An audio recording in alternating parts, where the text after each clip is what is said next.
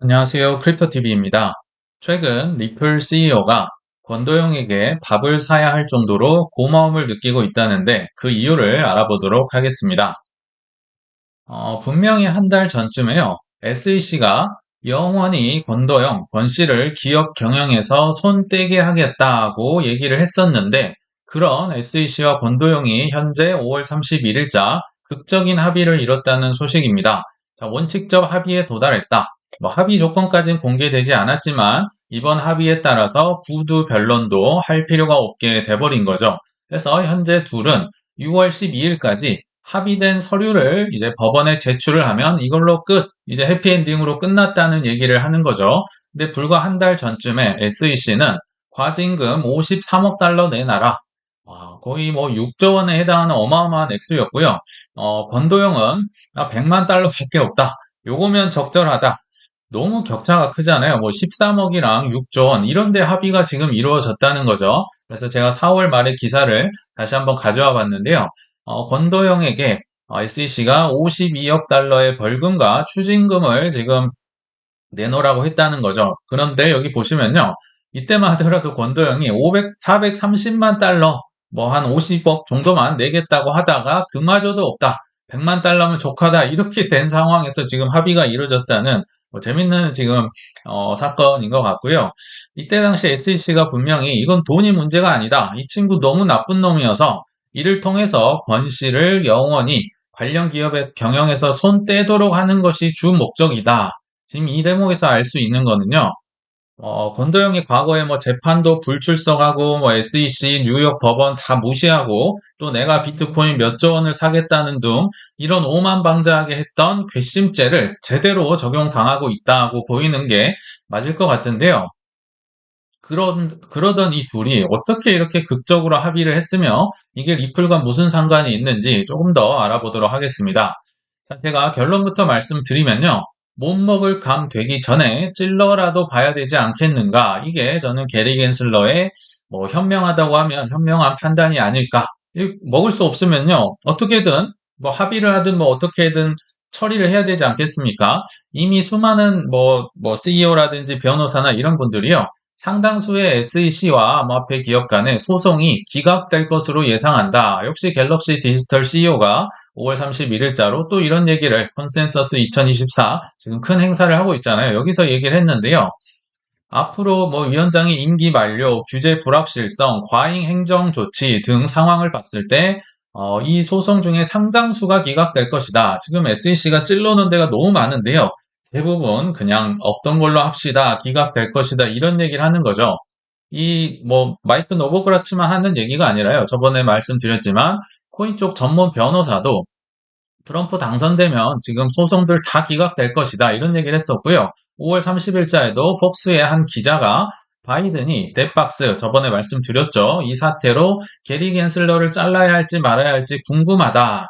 지금요, 바이든이 남아있는 카드, 코인 쪽에 있는 카드 중에 몇 개가 이제 뭐 로버트 케네디 주니어를 품는다든지 아니면 게리 겐슬러를 뭐 내치든지 뭐 이 정도 카드가 남아있다고 보는데요.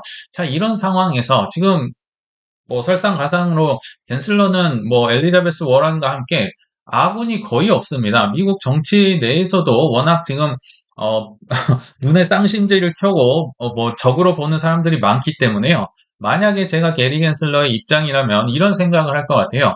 자, 대다수의 코인이 CFTC 상품적으로 넘어간다면 이게 FIT21이라는 법이잖아요. 물론 시행까지는 좀 더 시간이 걸리겠지만 대선이 이제 치러지고 나면 게리 겐슬러는 옷을 벗을 거는 너무나도 자명하기 때문에 여러 가지 정황상 지금 몇 달 안 남았다. 합의금은커녕 기각되거나 혹은 공권력 남용으로 벌금 내는 거 아니냐. 뎃박스 사태에서 보셨죠? 지금 뭐 사내 변호사도 다 퇴사를 해버리고 판사한테요. SEC가 꾸지람을 들었던 굉장히 굴욕적인 사건이었습니다. 그래서 그래도 어찌 보면 합의라는 건 체면치레라도 할 수 있잖아요. 그래서 좀 양보를 하고 실리를 챙기면 어떨까? 이게 저라면 게리 겐슬러의 현명한 판단이 아니었을까 생각이 들고요.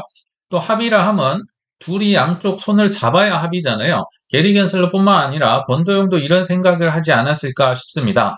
만약에 CFTC로 이 사건이 또 이첩이 되면 모든 걸 다시 새로 시작해야 되잖아요. 뭐 CFTC에 다시 소개를 해야 되고 제출도 다시 해야 되고 또 몬테네그로 정부 지금 거기 숨어 있는 정부 있잖아요. 여기나 여기저기 뿌린 돈이 얼만데 야, 다시 시작할 거면 그냥 레임덕 이 SEC와 합의를 보는 게 나도 낫겠다는 서로의 판단이 절묘하게 맞아떨어지면서 이런 극적인 합의가 벌어졌다 생각이 들고요. 그러니까 이 와중에 사실은 뭐 전혀 합의하지 않겠다고 3년을 넘게 지금 싸우고 있는 브래드 갈링 하우스가 뭐 도영아 잘 생각했다. 사실 반사적인 이익을 가장 많이 볼 코인이 아닐까 이런 생각이 듭니다. 그 이유는요.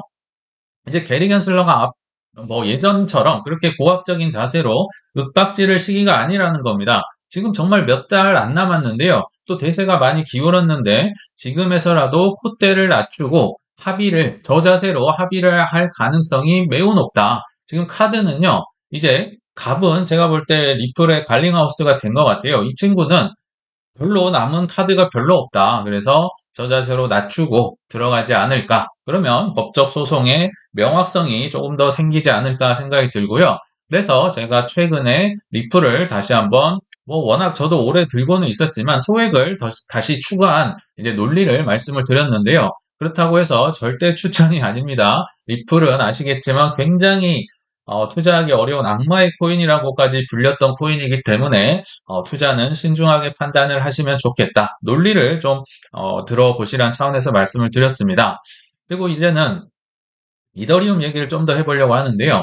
얼떨결에 SEC 그리고 바이든이 뭐 정책을 선회하면서 득을 봤다고 볼 수 있겠죠. 사실 이 타이밍에 ETF가 될 건 아니었지만 아무튼 19B-4가 승인이 되었죠. 그러나 생각만큼 뭐 비트코인처럼 이렇게 폭발적인 상승을 하지 않고 있는 이유가 무엇일까? 또 이 와중에 참 재미없는 와중에 JP모건이나 여러 인사들이 나와서 공식 석상에서 이더리움 ETF 뭐 수요 별로 비트코인보다 훨씬 적을 것이다. 뭐 재미없을 것이다. 뭐 이런 수많은 이제 얘기를 하고 있는데요. 사실 JP모건이 예전에 말씀드렸지만 거의 매달 이더리움 관련 보고서만 한두 개는 계속 써 내려갔던 이더리움을 굉장히 좋아하는 쪽이 JP모건입니다. 그 이유는 스테이킹, 이자를 주는 자산이기도 하고요. 그래서 과거에 이더리움 그 인프라 기업 컨센시스 받을 때 돈으로 받은 게 아니라 그들의 지분을 받았었죠. 컨센시스라는 회사예요. 그만큼 JP모건은 이더리움을 좋아하고 저점 매수의 기회로 활용하려고 이런 소리를 하지 않나 생각이 들고요. 아무튼 이렇게 덜 오르는 이유, 이 JP모건도 분명히 명시를 하는데요. ETF에서 스테이킹이 빠졌기 때문에 만약 스테이킹이 들어간다면 수요가 곱하기 2 정도는 되겠지만 현재는 아니다. 그래서 별로 재미없을 걸 이런 얘기를 하고 있습니다. 그러나 저는요. 결국은 시간은 걸리겠지만 이더리움 ETF에도 스테이킹 기능이 저는 꼭 들어갈 거란 생각이 듭니다. 그 근거 중에 하나가 4월 1일자에 나왔던 예전에 소개해드린 바 있는 그레이스케일이 스테이킹에 대한 보상, 이자를 주는 펀드를 출시를 합니다. 이게 앞으로 판다가 아니라 이미 팔고 있습니다. 비록 뭐 220만 달러인가요? 순자산을 갖고 있는 극히 큰 부자들에게만 팔고 있는 건데요. 이게 뭘 따라하는 거냐면요.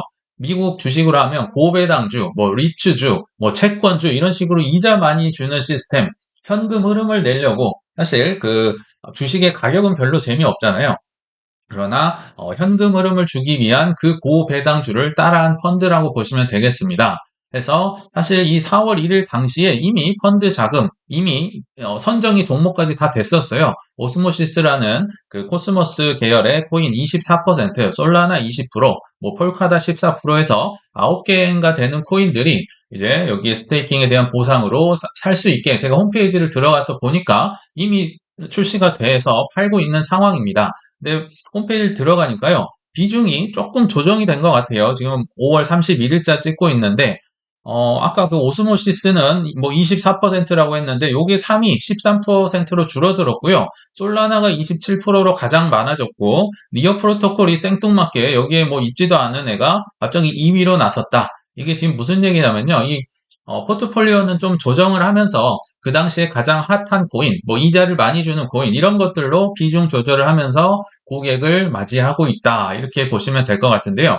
제가 하고 싶은 말은 이겁니다. 월가의 탐욕을 절대 무시하면 안 된다. 우리는 탐욕에 깔고 먼저 앉아 있으면 되는데요. 결국 이런 식으로 월가는요, 뭐 이더리움 스테이킹 ETF, 뭐 2배짜리, 3배짜리, 숏짜리, 그리고 뭐 메타버스 ETF, 뭐 AI ETF 수많은 것들을 만들어내는 창의력을, 뭐 가능성을 발휘할 수 있기 때문에 우리는 뭐 이더리움 뭐 잠깐 지금 스테이킹 들어가 있지 않다고 해서 실망할 단계는 아니다. 결국은 찾아온다. 뭐 이렇게 생각을 하시면 될 것 같아요. 그리고 비단 이더리움뿐만 아니라요. 안 되면 되게 하라. 심지어 이자를 줄 수 없죠. 태생 자체가 그렇습니다. 채굴 코인이기 때문에요. 그러나 비트코인까지도 이자를 주는 시대가 온다. 굉장히 참신한 기업이, 스타트업이 태어났다. 그래서 제가 소개를 해드리면요. 비트코인 스타트업 바빌론이라는 곳이요.